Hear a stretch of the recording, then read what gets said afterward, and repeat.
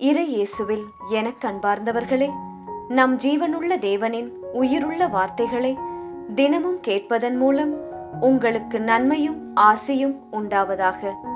இன்றைக்கு நம் உள்ளத்தில் ஆண்டவர் பேச விரும்புகிற திருவசனம் லூக்கா 2ஆம் அதிகாரம் 14ஆம் திருவசனம்.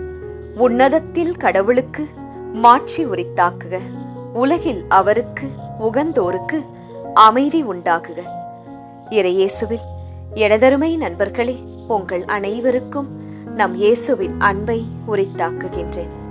இயேசு என்ற இரட்சகர் ஏன் பிறந்தார் என்பதை இன்றைய நாளில் நாம் நினைத்து பார்ப்போமா? 4000 ஆண்டுகளுக்கு முன்னரே உலகை மீட்க மீட்பர் வருவார் என்று கூறப்பட்டு விட்டது. இதையே நாம் பழைய ஏற்பாட்டின் மூலம் அறிந்து கொள்ளலாம். தொடக்க நூலில், எண்ணிக்கையில், மீகாவில், ஏசாயாவில் இவற்றிலெல்லாம் இயேசு பிறப்பை பற்றி நாம் படிக்கின்றோம். அதன்படியே 2000 ஆண்டுகளுக்கு முன்பு இயேசு கிறிஸ்து பாலனாய் பெத்லகேமில் பிறந்தார். அதன் மூலம் அன்பின் மனம் உலகமெங்கும் வீசியது. அகிலத்திலிருந்து பாவம் மறைந்தது. இளம் விடியலாய் அவர் மண்மீதிலே உதித்தார். இன்றைய திருவசனம் கூட இயேசுவின் பிறப்பிற்கான வாழ்த்துச் செய்திதான்.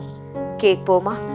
உன்னதத்தில் கடவுளுக்கு மாட்சி உரித்தாக்குக, உலகில் அவருக்கு உகந்தோருக்கு அமைதி உண்டாகுக.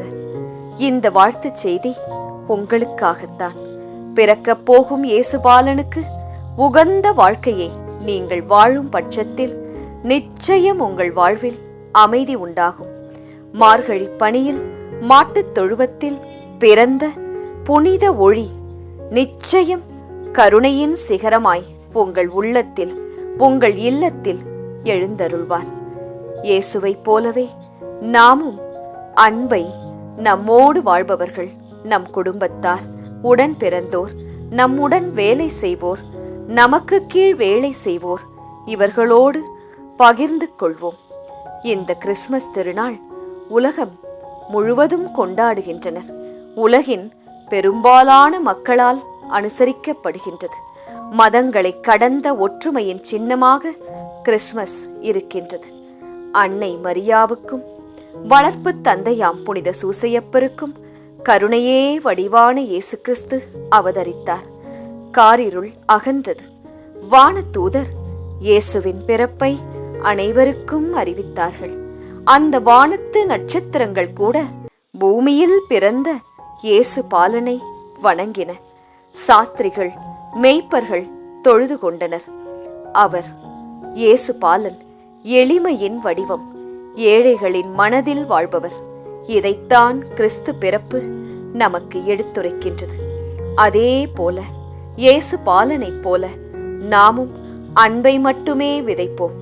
எளிமையான வாழ்வு வாழ்வோம்.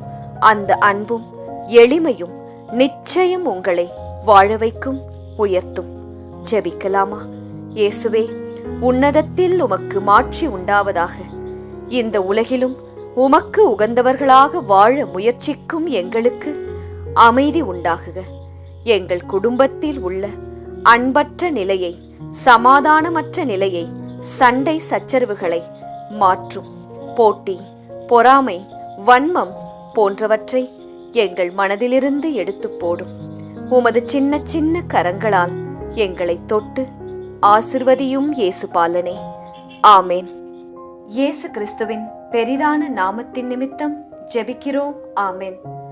ஒவ்வொரு நாளும் உங்கள் உள்ளத்தில் ஆண்டவர் பேச விரும்புகிற இறை வார்த்தையை தெரிந்து கொள்ள ரோசரி பிரேயர்ஸ் சேனலை சப்ஸ்கிரைப் செய்யுங்கள். மேலும் உங்கள் நண்பர்கள் மற்றும் உறவினர்களுடன் ஷேர் செய்யுங்கள். நன்றி.